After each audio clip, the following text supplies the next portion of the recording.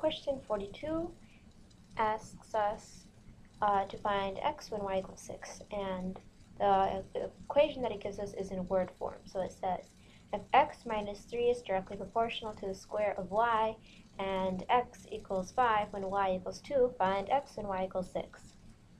This does seem a little daunting at first, but just write out exactly what it's telling you. So x minus 3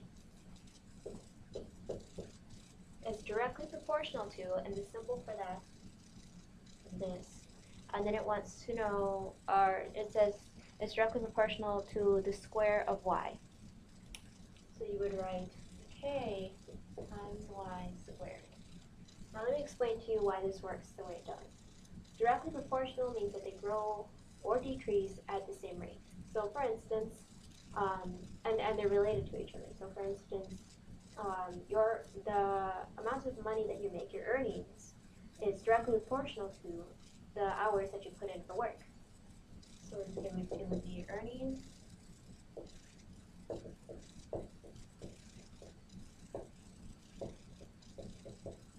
is directly proportional to your hours put in for work. And so if you got paid say 20 an hour, then that would be your constant.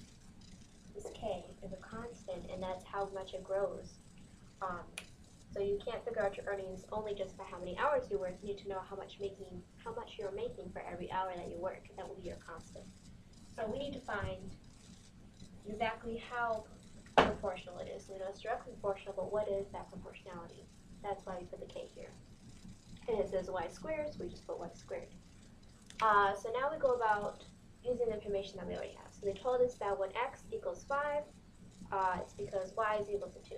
So we're going to plug that in. 5 for x, and we're going to, since we're solving for k, we're going to set them equal to each other. And then y squared is 2 squared.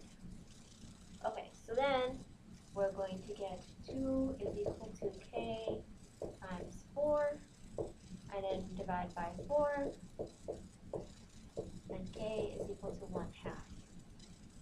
So now that we know our constant, we can get rid of the proportionality sign, the directly proportional sign, and just go on to using our equals, and we can solve for x with the value of y that they gave us. So now we have x minus 3 is equal to 1/2 times y squared. And so they told us that this time y is going to be equal to 6.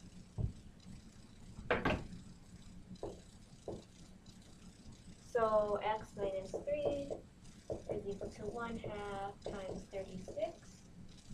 X minus 3 is equal to 18. And then you add the 3 to both sides, and you get x is equal to 21. And that's your answer.